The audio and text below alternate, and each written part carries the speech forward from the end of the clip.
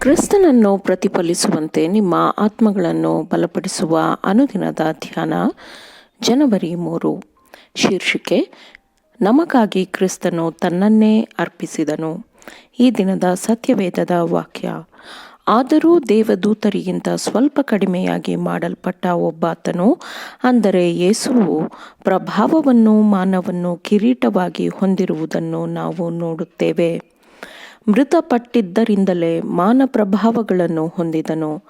ಆತನು ದೇವರ ಕೃಪೆಯಿಂದ ಎಲ್ಲರಿಗೋಸ್ಕರ ಮರಣವನ್ನು ಅನುಭವಿಸಲೇಬೇಕಾಗಿತ್ತು. ಇಬ್ರಿಯರಿಗೆ 2ನೇ ಅಧ್ಯಾಯ 9ನೇ ವಚನ. ದೇವರು ಮನುಷ್ಯನನ್ನು ಪರಿಶುದ್ಧರನ್ನಾಗಿಯೂ ಪವಿತ್ರರನ್ನಾಗಿಯೂ ಸೃಷ್ಟಿಸಿದನು. ಆದರೆ ಸೈತಾನನು ಮನುಷ್ಯರನ್ನು ದಾರಿ ತಪ್ಪಿಸಿದನು. ಆತನು ಮನುಷ್ಯನ ತತ್ವಗಳನ್ನು ಕೆಡಿಸಿ ಅವನ ಮನಸ್ಸನ್ನು ಭ್ರಷ್ಟಗೊಳಿಸಿದನು. ಅವನ ಆಲೋಚನೆಗಳನ್ನು ತಪ್ಪು ಮಾರ್ಗಕ್ಕೆ ತಿರುಗಿಸಿದನು. ಈ ಲೋಕವನ್ನು ಸಂಪೂರ್ಣವಾಗಿ ಭ್ರಷ್ಟಗೊಳಿಸುವುದು ಸೈತಾನನ ಉದ್ದೇಶವಾಗಿತ್ತು. ಮನುಷ್ಯನಿಗಿರುವ ಭಯಂಕರವಾದ ಅಪಾಯವನ್ನು ಕ್ರಿಸ್ತನು ಕಂಡನು ಮತ್ತು ತನ್ನನ್ನೇ ಮರಣಕ್ಕೆ ಒಪ್ಪಿಸುವ ಮೂಲಕ ಮನುಷ್ಯನನ್ನು ರಕ್ಷಿಸಲು ಆತನು ನಿರ್ಧರಿಸಿದನು. ಬಿದ್ದುಹೋದ ಜನಾಂಗದ ಮೇಲಿನ ತನ್ನ ಪ್ರೀತಿಯ ಉದ್ದೇಶವನ್ನು ನೆರವೇರಿಸಲು ಆತನು ನಮ್ಮ ಎಲುಬುಗಳಿಂದ ಬಂದ ಎಲುಬು, ನಮ್ಮ ಮಾಂಸದಿಂದ ಬಂದ ಮಾಂಸವೂ ಆದನು. ಇದಲ್ಲದೆ ಮಕ್ಕಳು ರಕ್ತ ಮಾಂಸಾಧಾರಿಗಳಾಗಿರುವುದರಿಂದ ಆತನೂ ಅವರಂತೆಯೇ ಆದನು.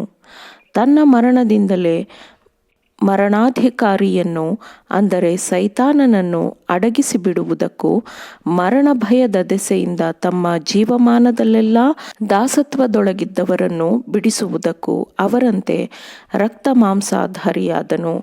ಆದುದರಿಂದ ಆತನು ಎಲ್ಲ ವಿಷಯಗಳಲ್ಲಿ ತನ್ನ ಸಹೋದರರಿಗೆ ಸಮಾನನಾಗಬೇಕಾಗಿ ಬಂತು. ಹೀಗೆ ಆತನು ಜನರ ಪಾಪಗಳನ್ನು ನಿವಾರಣೆ ಮಾಡುವುದಕ್ಕಾಗಿ ದೇವರ ಕಾರ್ಯಗಳಲ್ಲಿ ಕರುಣೆಯೂ ನಂಬಿಕೆಯೂ ಉಳ್ಳ ಮಹಾಯಾಜಕನಾದನು. ತಾನೇ ಶೋಧಿಸಲ್ಪಟ್ಟು ಬಾಧೆಯನ್ನು ಅನುಭವಿಸಿರುವುದರಿಂದ ಶೋಧಿಸಲ್ಪಡುವವರಿಗೆ ಸಹಾಯ ಮಾಡುವುದಕ್ಕೆ ಶಕ್ತನಾಗಿದ್ದಾನೆ ಎಂದು ವಾಕ್ಯವು ಹೇಳುತ್ತದೆ. ಮನುಷ್ಯರು ದೈವಿಕತ್ವದ ಮೂಲಕ ದೇವರೊಂದಿಗೆ ಒಂದಾಗುವಂತೆ ಅವರಲ್ಲಿ ಮಾನಸಿಕ ಮತ್ತು ಆತ್ಮಿಕ ಶಕ್ತಿಯ ಹೊಸ ತತ್ವವನ್ನು ಪರಿಶುದ್ಧಾತ್ಮನ ಕಾರ್ಯಭಾರಿಗಳ ಮೂಲಕ ತರಬೇಕಿತ್ತು.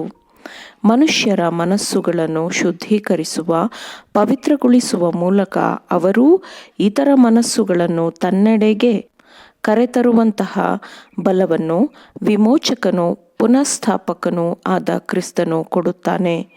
ಸತ್ಯದ ಬಲವನ್ನು ಪರಿಶುದ್ಧಗೊಳಿಸಿ ಉನ್ನತೀಕರಿಸುವ ಮೂಲಕ ಮನುಷ್ಯರಿಗೆ ಉದಾತ್ತತೆಯನ್ನು, ಘನತೆಯನ್ನು ಆತನು ಕೊಡುತ್ತಾನೆ.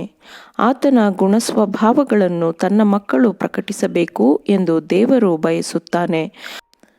ತನ್ನ ಚಿತ್ತಕ್ಕೆ ಸರಿಹೊಂದುವಂತೆ ಅವರು ಇತರರ ಮನಸ್ಸುಗಳನ್ನು ಸೆಳೆಯಲ್ಪಡಲಿ, ಪ್ರಭಾವವನ್ನು ಬೀರಲಿ ಎಂದು ದೇವರು ಬಯಸುತ್ತಾನೆ. ನಮ್ಮ ತಪ್ಪಿನ ನಿಮಿತ್ತ ಕ್ರಿಸ್ತನು ನಮ್ಮಿಂದ ದೂರ ಹೋಗಬಹುದಿತ್ತು. ಆದರೆ ಅವನು ನಮ್ಮಿಂದ ದೂರ ಹೋಗುವ ಬದಲು ಆತನು ನಮ್ಮ ಮಧ್ಯದಲ್ಲಿ ವಾಸಿಸಲು ಬಂದನು.